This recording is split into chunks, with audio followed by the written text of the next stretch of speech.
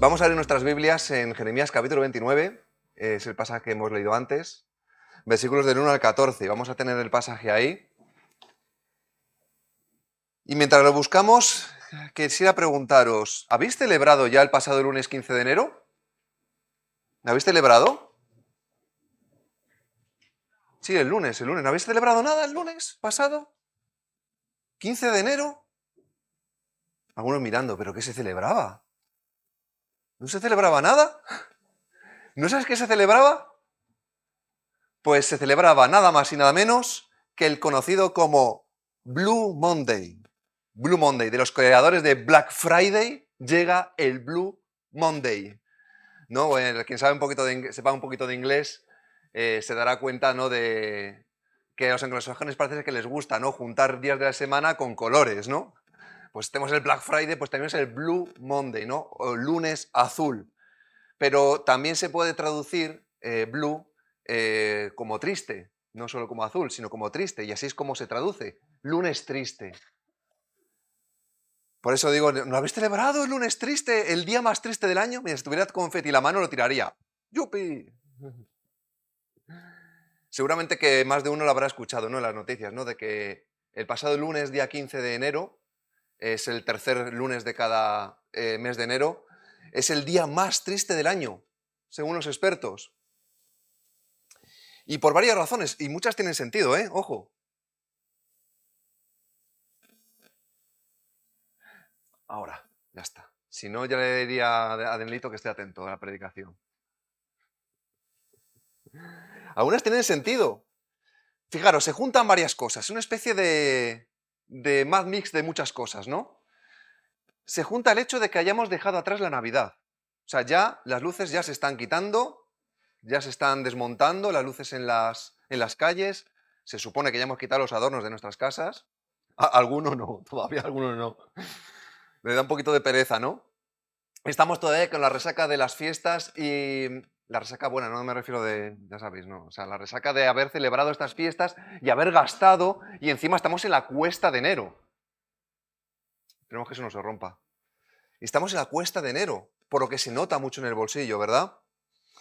Estamos en una de las épocas más frías y de peor clima. Ya sabéis que esto del Blue Monday, igual que otras cosas, es un invento anglosajón, ¿no? Y en Estados Unidos, en estos sitios, pues tienen un clima similar al nuestro, ¿no? Entonces ellos están pasando frío, bueno, lo estáis viendo en los telediarios de que medio Estados Unidos está sepultado por la nieve, ¿verdad?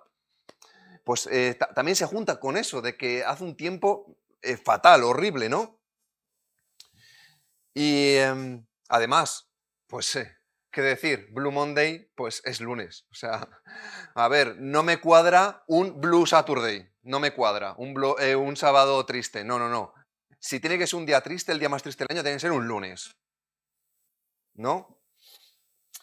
Y además, y aquí es donde me voy a detener, según los expertos, según las estadísticas, según los sociólogos, es ese día señalado en el que mucha gente que hace sus propósitos del año nuevo los abandona.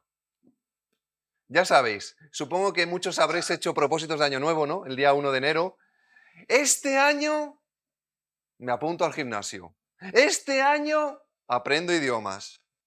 Este año comeré sano.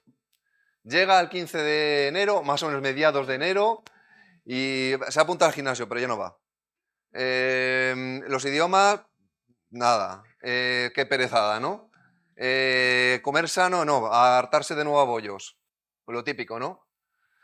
Por cierto, un paréntesis con respecto al tema de los idiomas. Este verano vienen los americanos de nuevo. No sé, os dejo un propósito de año nuevo. Que retoméis no a día 1 de enero, sino ya a 21 de enero, ¿vale? Ahí os recomiendo una aplicación que se llama Duolingo, que es como un juego, ¿vale? Para aprender idiomas. Pues nada, darle ahí caña al inglés, que vienen los americanos vuelven, igual que el año pasado, vuelven los americanos este mes de junio. ¿Junio? Vale, vale. Sí, pues sí, por el verano, más o menos, para una nueva campaña. Pues sí, ¿qué ha pasado? Bajarme un poquito ahí, porfis. Me asusto. Pues sí, nuestros planes, esos planes que hemos hecho a día 1 de enero, a mediados se frustran. Y es algo muy típico del hombre y la mujer del siglo XXI. Es un sentimiento muy típico, la frustración. Junto con el estrés y la ansiedad tenemos la frustración. Y es que... ¡Opa! Ahí está. Es uno de esos sentimientos que nos domina porque nuestra naturaleza humana, nos impulsa a querer hacer muchas cosas y a emprender proyectos y a querer mejorar nuestro entorno y a querer mejorarnos a nosotros mismos. De ahí los propósitos de Año Nuevo. Pero nos damos cuenta de que no lo conseguimos de ninguna forma o no lo conseguimos como nosotros queremos. Por lo que nos dejamos llevar y caemos en la desidia y, por lo tanto, en la frustración también. Pero una vez más, nuestro espíritu nos quiere llevar a hacer algo de nuevo y volvemos a fracasar. Y volvemos a caer en la frustración. Por lo cual entramos en una dinámica de frustración constante de la que es difícil salir. Vaya panorama, ¿no? Bueno, he de decir que sí, que hay gente que consigue con tesón y con trabajo sobreponerse y sacar adelante sus proyectos personales o familiares. Pero estoy convencido de que hasta esa gente ha pasado por este sentimiento de frustración en más de una ocasión. Pero hoy os voy a hablar de un profeta. No es que viviera frustrado, es que era la frustración personificada.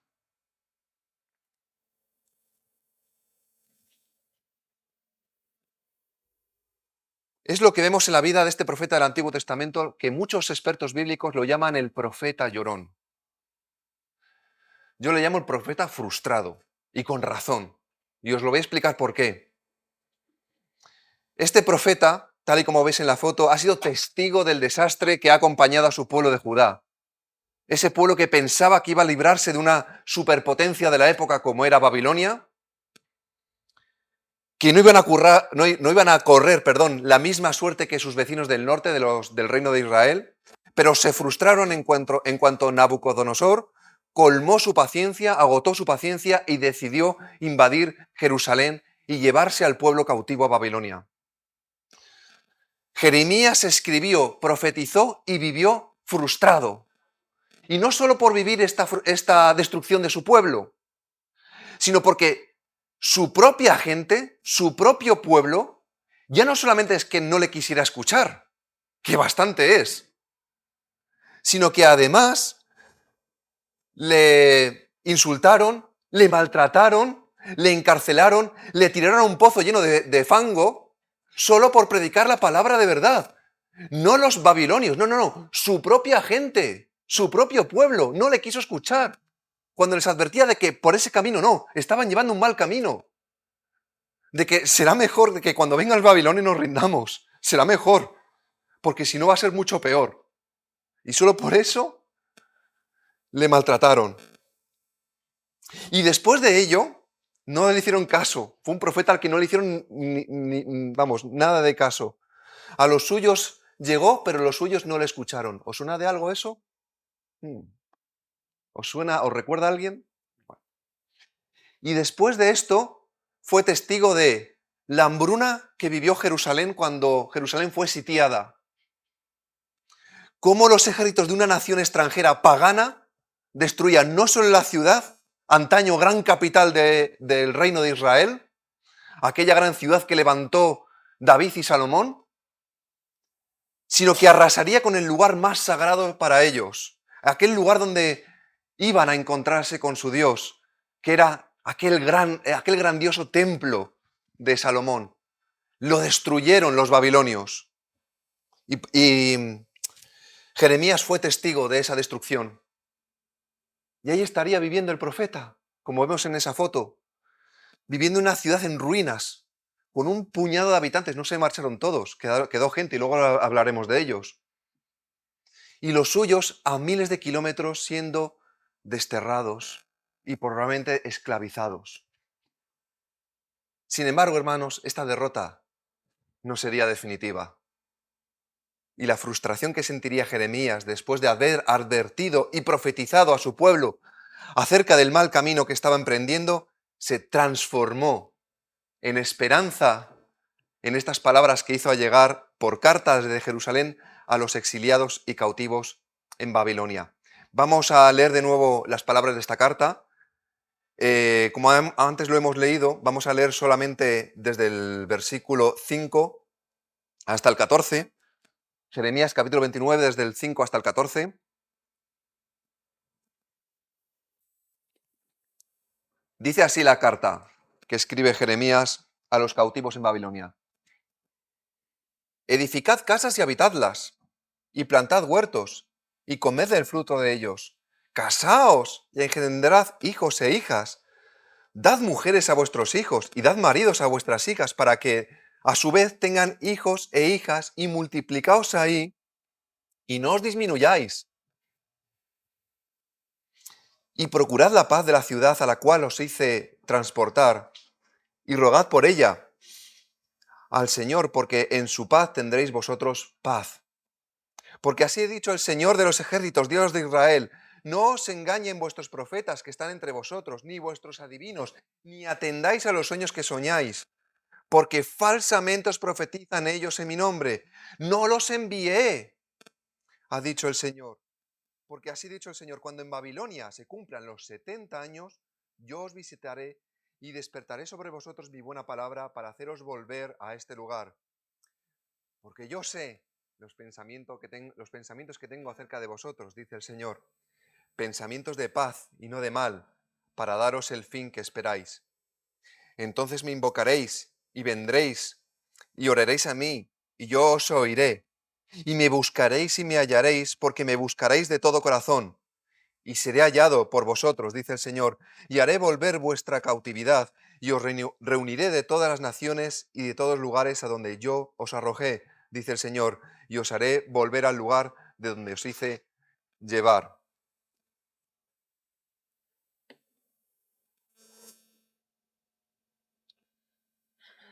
Fijaos bien que Jeremías envía una carta desde Jerusalén, o mejor dicho, desde lo que queda de Jerusalén, a los judíos deportados a Babilonia.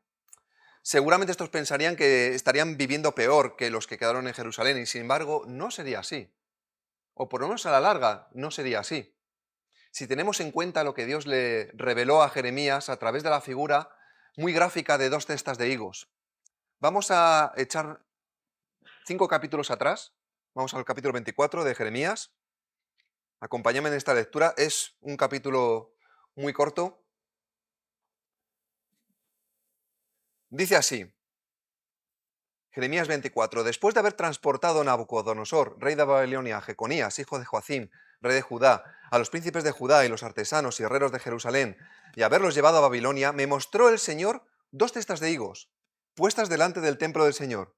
Una cesta tenía higos muy buenos, como brevas. La otra cesta tenía higos muy malos, que tan malos eran que no se podían comer.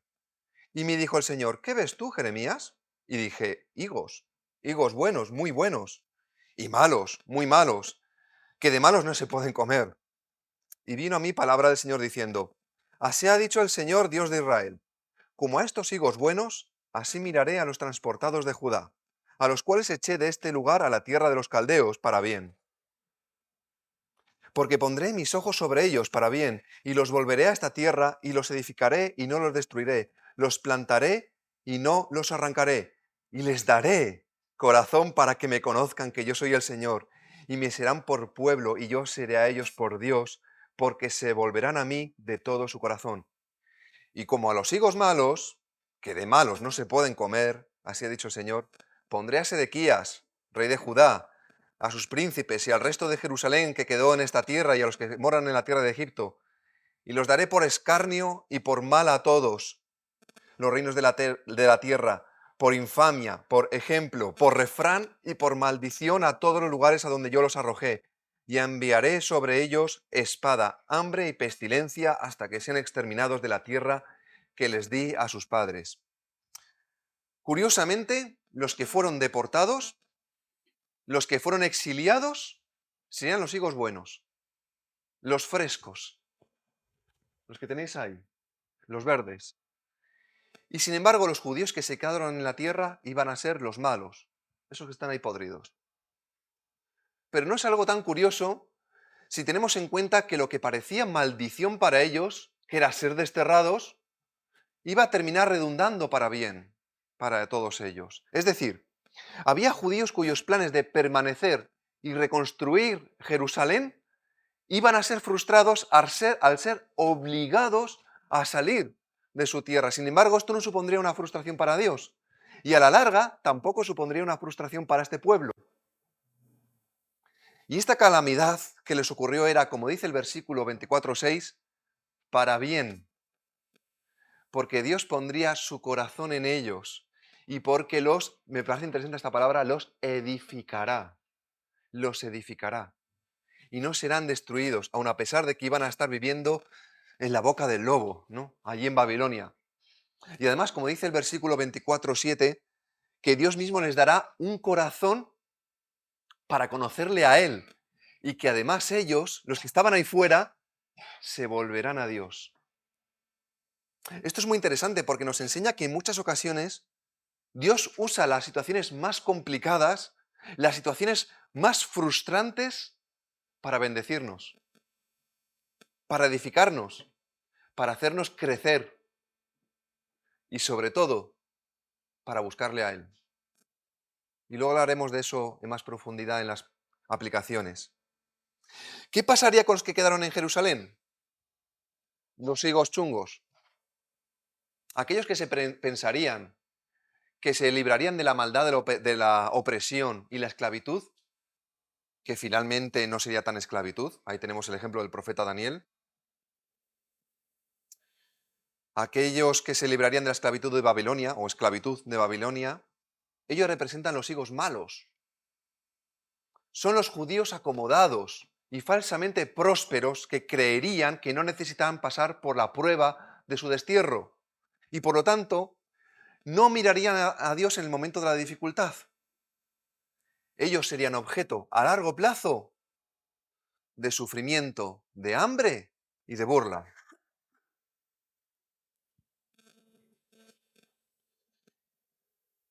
Y volviendo a los deportados, lamentablemente algunos de ellos, algunos que estaban ahí entre ellos, que se colarían, serían falsos profetas. Y buena parte de esta carta iría destinada a los exiliados, precisamente advirtiendo sobre estos falsos profetas, de los cuales hablaremos un poquito más tarde. Jeremías escribe a estos judíos para recordarles cuáles son los verdaderos planes de Dios, que poco o nada tienen que ver con lo que les están predicando estos falsos profetas. Y vamos al texto, vamos a volver al capítulo 29, versículo 5.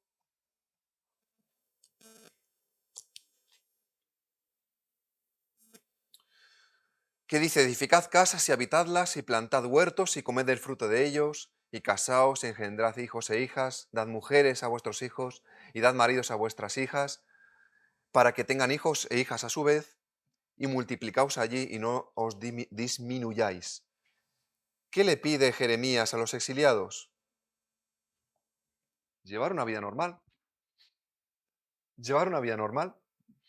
Estaban llamados a desarrollar una vida normal, a hacer su vida, como se suele decir. Estaban llamados a acomodarse en su nuevo hogar, de tal manera que sean conscientes de que no solamente ellos los que han sido deportados, sino también sus hijos y probablemente sus nietos vivirían allí. El templo quedó destruido y a miles de kilómetros de distancia de donde están ahora. Y sin ese templo, ¿dónde queda la adoración a Dios? Sin ese templo, ¿a dónde van a adorar? ¿Qué es lo que van a hacer? Si os acordáis del conocido pasaje de Juan capítulo 4, es un pasaje precioso que a mí me encanta, es la conversación que Jesús tuvo con la mujer samaritana. Podemos saber algo más acerca de lo que es la verdadera adoración. La samaritana estaba diciendo: bueno, es que vosotros los judíos decís que hay que adorar en el templo, pero es que nosotros adoramos en este monte. Pero es que Jesús dijo: no, no, no, no, no, no, olvídate, olvídate. Es que no es ni en este monte donde estamos ahora, ni en el templo donde hay que adorar. Porque los verdaderos adoradores adorarán en espíritu y en verdad, allá donde estén. Y esto lo van a tener que aprender los judíos exiliados en Babilonia, 500 años antes de que Jesús se lo revelara a la samaritana. Ahora la adoración ya no estaba ligada al templo de Jerusalén. Ahora quedaba esparcida, disgregada, pero si me lo permitís, también ahora estaría expandida. Sabemos por la historia hebrea que fue en Babilonia donde surgieron las sinagogas entre los judíos. Ya no tenían el templo, pero ahora tenían sinagogas allí en Babilonia, ¿no? Sinagogas que se han mantenido hasta nuestros días, por cierto. ¿Significa esto que un lugar central, comunitario, como era el templo, ya no servía? Ya no sirve ir al templo, ya no vamos a reunirnos. Bueno, no tan rápido, no saquemos conclusiones tan rápidas. La iglesia primitiva en Jerusalén, los primeros cristianos, ¿qué es lo que hacían? Nos lo dice Hechos 2 del 46 y 47, no hace falta que lo busquéis. Ellos se reunían en las casas, pero también adoraban en el templo.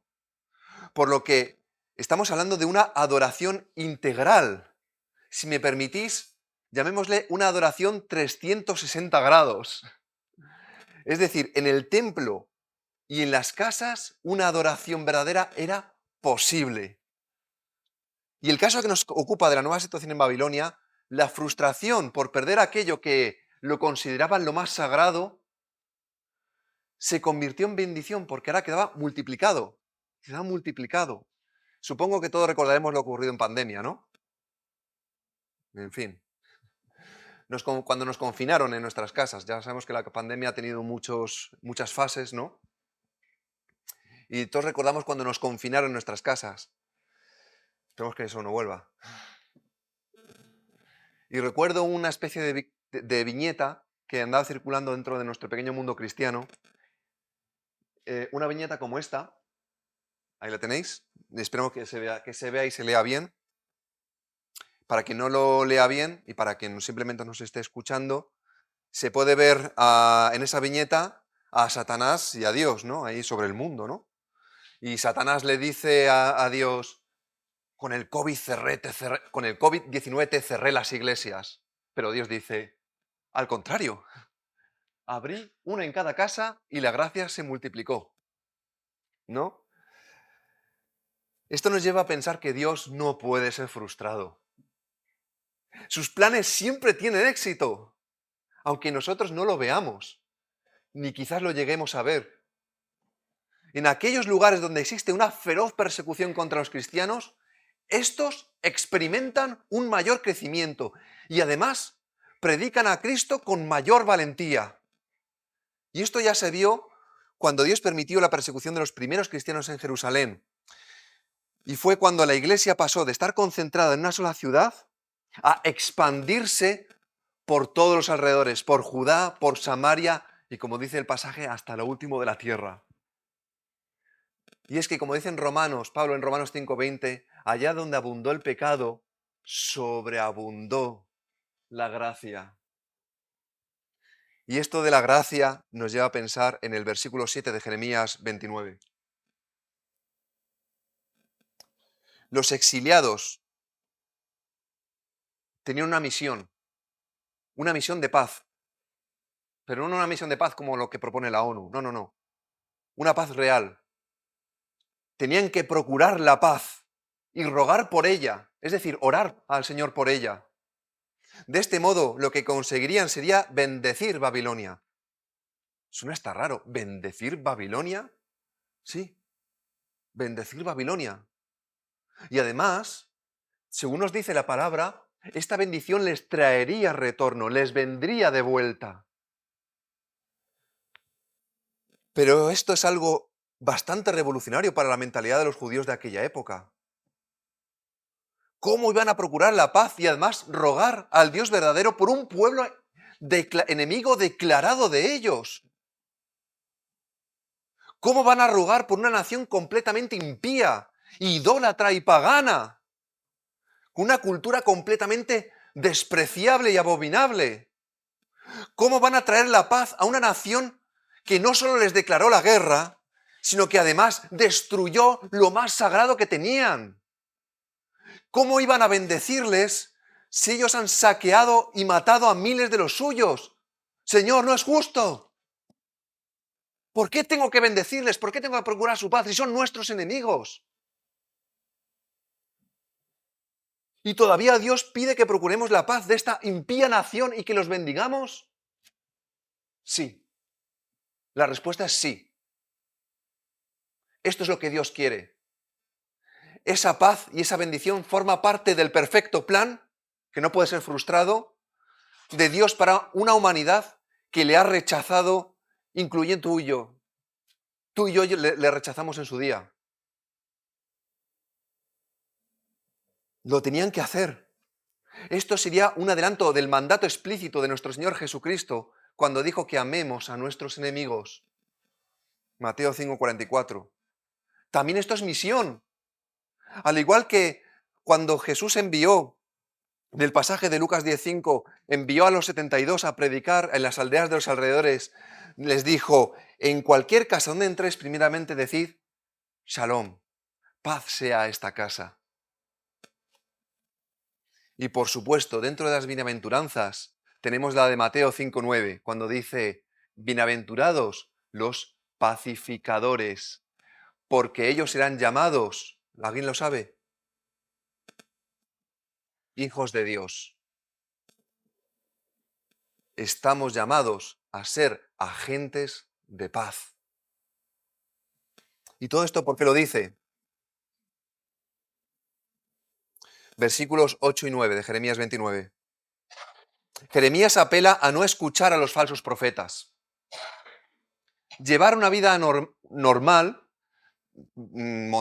construir una casa, plantar un huerto, tener hijos, que estos hijos a su vez se casen y que estos hijos a su vez tengan sus hijos, sería aceptar que los judíos tenían un nuevo hogar. Y muchos de estos falsos profetas no lo podían permitir. No, no, no, no, no. Nosotros somos de Jerusalén y siempre seremos y siempre volveremos a Jerusalén. Vamos a volver muy pronto, ya mismo. Va a ser un rebote, un viaje de ida y de vuelta. Eso es lo que estaban predicando estos falsos profetas. Y esto es muy típico en los momentos de dificultad. Surgen predicadores que prometen prosperidad. Y al final la única prosperidad, entiéndase, material y económica, es la suya, la de estos propios predicadores, pero que suponen falsas esperanzas para la gente que les sigue. No escuchéis a esta gente que os trata de vender la moto. Es mentira. Pero el caso que nos ocupa, en Babilonia, un regreso temprano de los judíos evitaría organizar o incluso pensar en una misión de paz para la que estaban llamados a desempeñar en este nuevo entorno en el que estaban exiliados.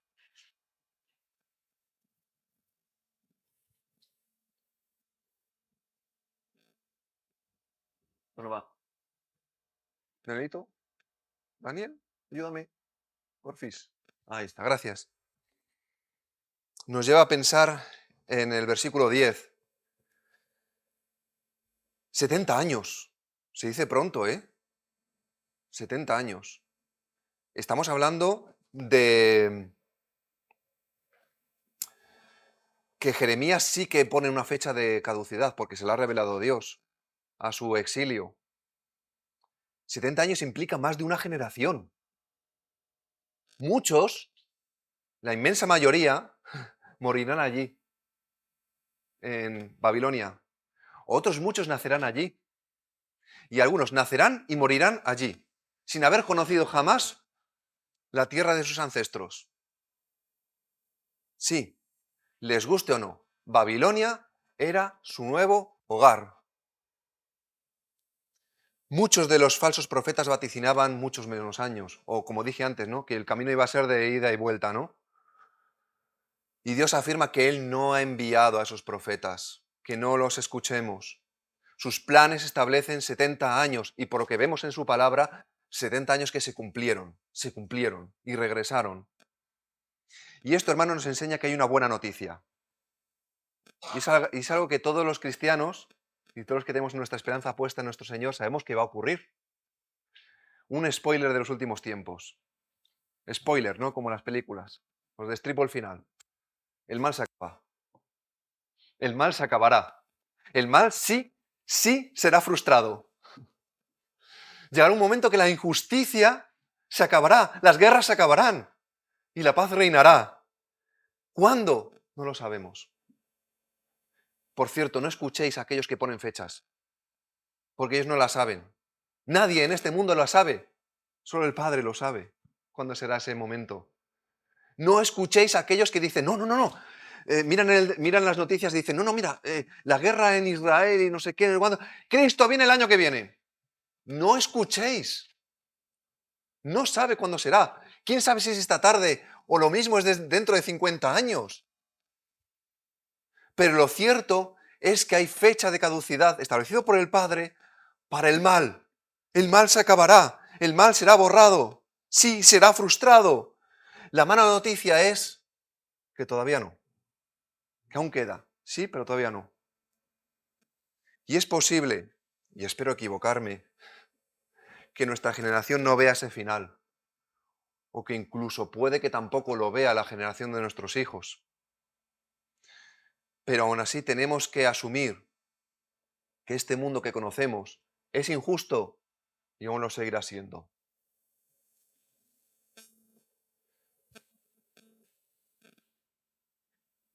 Daniel, porfis. Perdón, ahí está. Esto sí que es frustrante. Y vamos al pasaje, al versículo que todos conocemos, este versículo precioso, que es la cumbre de este pasaje, el conocidísimo versículo 11, que nos afirma cómo son esos pensamientos, es decir, esos planes de Dios. Pensamientos de paz, con un horizonte de bendición. Allí en el horizonte se puede ver esa bendición. En medio de esta noche se puede ver ahí un rayito de sol saliendo. Hay un horizonte de bendición, pero es posible que nosotros no lo veamos en este mundo. Recordad, una vez más, el pueblo iba a estar 70 años en Babilonia y la mayoría del pueblo moriría allí. Puede parecer que estamos viviendo tiempos difíciles, que lo estamos. No es que lo parezca, es que estamos viviendo tiempos muy difíciles. Pero al final, todo es para nuestro bien, para ese fin que esperamos, como dice el pasaje. Todas las situaciones complicadas que Dios nos permite atravesar, al final redundan en nuestro crecimiento espiritual. Nos lo recuerda Pablo en Romanos 8:28, uno de mis pasajes favoritos. Dice, y sabemos que a los que aman a Dios, todas las cosas les ayudan a bien, esto es, a los que conforme su propósito son llamados. Pero hermanos, esto no es automático. Para que redunde a nuestro bien, no es automático porque son muchos los que no conocen a Dios y también atraviesan por dificultades. Todo el mundo atraviesa dificultades, creyentes y no creyentes. Y puede que ni aun con tantas dificultades lleguen a conocer a Dios. Para eso está la afirmación que luego leeremos en los versículos siguientes. Es necesario hacer una búsqueda activa de Dios y una espera activa de Dios. Y eso solo lo puede hacer todo aquel que conoce a Dios, como los llamados que menciona Pablo en Romanos 8:28. Y de eso vamos a hablar ahora mismo. Ahora sí. No, gracias. En los versículos del 12 al 14 se nos presenta cuál es el antídoto contra la frustración. ¿Cuál es el antídoto contra la frustración? Buscar a aquel cuyos planes nunca, nunca, nunca, y me puedo tirar toda la mañana diciendo nunca, son frustrados. El clamor y la oración a nuestro Señor son ese antídoto. ¿Por qué? Porque la confianza dejará de estar sobre nosotros, sobre nuestras propias fuerzas, sobre nuestra propia inteligencia y pasará a estar sobre las fuerzas ilimitadas, la inteligencia ilimitada de nuestro Señor. Habrá promesa de regreso y bendición, pero habrá que esperar. Todavía hay que esperar. Esos 70 años serán un tiempo de reflexión y preparación para este pueblo, con la vista puesta en ese horizonte que está allá al fondo, donde 500 años más tarde surgiría el Mesías. Y entonces ahí sí veríamos un horizonte y un fin de verdadera prosperidad, justicia y paz que solo podemos encontrar en Cristo.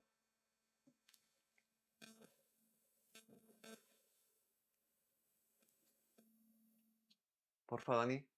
Gracias.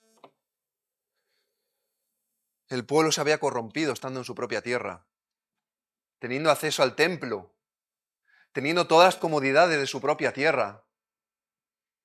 Pero Dios, sin embargo, permitió que ellos salieran para que le busquen, aunque sea fuera de su tierra, lejos de su ciudad, cuando ellos creían que le habían perdido. Se suele decir, ¿no?, que a veces no valoramos lo que tenemos hasta que lo perdemos. ¿Judá aprenderá a valorar la comunión con Dios lejos de su templo? Y ya para terminar, gracias. 7 conclusiones. Primera, Dios permite que pasemos por circunstancias difíciles. Y esto no es por fastidiar, esto es para nuestro bien. Dios tiene el control de todo. Pero no olvidemos que el mal campa a sus anchas, sigue campando a sus anchas en este mundo. Sufriremos injusticias, maldad y frustración mientras estemos en este mundo. No te sorprendas de la maldad que ocurre a nuestro alrededor. Hay cristianos que ven las noticias y dicen: es que mira lo que está ocurriendo en tal sitio, es que mira cuánta guerra, es que mirad esto, mirad lo otro. Dios mío, qué mal. Es que mira lo que me ha ocurrido a mí. Es injusto.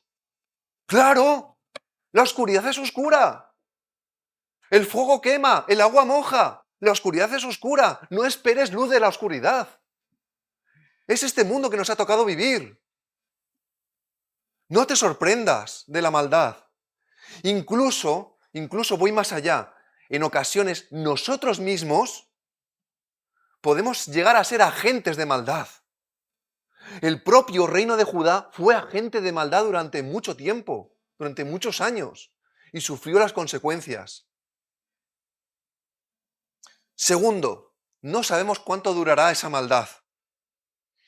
Dice el refrán español que no hay mal que 100 años dure. El exilio de los judíos tendría una fecha de caducidad clara, 70 años. Suficiente para pensar en toda una vida lejos de su hogar. Esto también nos lleva a pensar que para los verdaderos creyentes, este mundo, seas de donde seas, no es tu verdadero hogar. Yo nací aquí, en Madrid. Como cristiano os puedo decir que esta no es mi tierra. Aunque esté en Sanse, donde crecí, esta no es mi tierra. Hermanos de España, de Colombia, de Venezuela, de Perú, de Ecuador, de donde seas. Perú, Ecuador, Venezuela, Colombia no es vuestra tierra. España no es vuestra tierra. Los que habéis conocido a Cristo sabéis que vuestra tierra es donde anhelamos regresar. Tu verdadero hogar está en el cielo, donde reina la justicia y la paz, y donde sobre todo reina Cristo. Nuestra esperanza está puesta allí. Y mientras tanto, ya que estamos aquí, seamos agentes de paz, igual que los judíos en Babilonia. Tercero, de la misma manera que el mal está limitado, porque Dios mismo lo limita y porque está al control, nuestra adoración no está limitada. Ni al tiempo que pasamos aquí, la horita y 2 horas, vamos a ponerle, que estamos aquí, ni siquiera estas 4 paredes nos limitan. Saquemos la adoración fuera del templo y que se expanda a nuestros hogares y más allá. Como dice, ¿no?, en la frase, hasta el infinito y más allá. Literalmente. Literalmente. No sé si recordáis en Navidad, ¿no?, nuestro precioso coro cantó una canción que se llamaba Puedo imaginarme, ¿no? Una parte de la letra decía: una eternidad por siempre solo adorar. Eso es lo que vamos a hacer hasta el infinito y más allá, adorar a nuestro Señor. No nos limita ni el tiempo ni el espacio. Ni nos tiene que limitar tampoco mientras estemos en este mundo. Llevemos la adoración también a nuestros hogares. Recordad que nuestro pastor está organizando las llamadas redes sociales hogareñas. Allí llevaremos la adoración y allí llevaremos la misión también. Cuarto, tenemos que hacer nuestra vida. Sí, sigamos con nuestra vida, con nuestros trabajos, con nuestra familia. Pero mientras hagamos nuestra vida, tenemos una misión de paz que cumplir. Estamos llamados a ser agentes de paz. Quinto, no busques prosperidad en las falsas promesas. No escuches a aquellos que te prometen que tu vida en este mundo será más próspera y se olvidan de Cristo. En Juan 16:33 leemos lo que dice nuestro Señor Jesús. ¿Y qué es lo que dice? Estas cosas os he hablado para que en mí tengáis paz. ¡Ojo! En el mundo os van a llevar los billetes, como oréis a mí. No, no dice eso, ¿no? En el mundo tendréis aflicción. Tendréis aflicción, tendréis aflicción, tendréis aflicción. No busques el paraíso en este mundo. Tendréis aflicción. Pero luego inmediatamente después, el horizonte de paz. Confiad. Yo he vencido al mundo. Y la victoria la veremos algún día. Ya sea que estemos aquí vivos y veamos cómo Él viene, o ya sea que nosotros seamos los que vayamos a Él. Sexto, perdona, no, está todo ahí. El antídoto a la frustración es buscar a aquel que nunca es frustrado. Nuestros planes son siempre frustrados. Queremos hacer muchas cosas, pero nos salen mal muchas veces, no siempre, gracias a Dios, ¿no? Pero muchas veces nos salen mal o no nos salen como que nosotros queremos. Pero a Dios nunca le sale nada mal. Siempre sus planes se llevan a cabo, aunque no lo veamos a simple vista, aunque nuestros ojos desnudos no lo vean. Y séptimo y último, los planes de Dios son siempre de paz y bienestar para todos. Estos planes nunca, nunca, nunca, nunca, nunca, nunca serán frustrados. Vamos a orar. Señor, gracias porque eres todopoderoso y nosotros no. Gracias porque tus planes nunca serán frustrados. Gracias porque tienes grandes planes para nosotros y, Señor, reconozco que yo me frustro al ver todas las cosas que nos ocurren, que son injustas y que son terribles. Y vemos en las noticias y en otras partes cómo el mundo lo único que hace es destruirse cuanto más avanza el tiempo. Pero sabemos que esto iba a ser así porque tú mismo lo dijiste y porque el ser humano sin ti es incorregible. Señor, queremos aferrarnos ahora más que nunca a ti. Queremos conocer esos planes de paz y prosperidad y queremos sobre todo conocerte a ti. El autor de esos planes. Padre, que cada día aprendamos a buscarte a ti. Es lo que queremos, buscarte cada día más a ti. Cuanto peor se ponen las cosas, queremos buscarte aún más. Queremos sacar nuestra adoración de este lugar y queremos llevarlo allá donde estemos. No importa si es en este lugar, en nuestras casas, en el parque, en nuestros lugares de trabajo, donde sea. Señor, queremos buscarte. Alabado seas por siempre. Amén.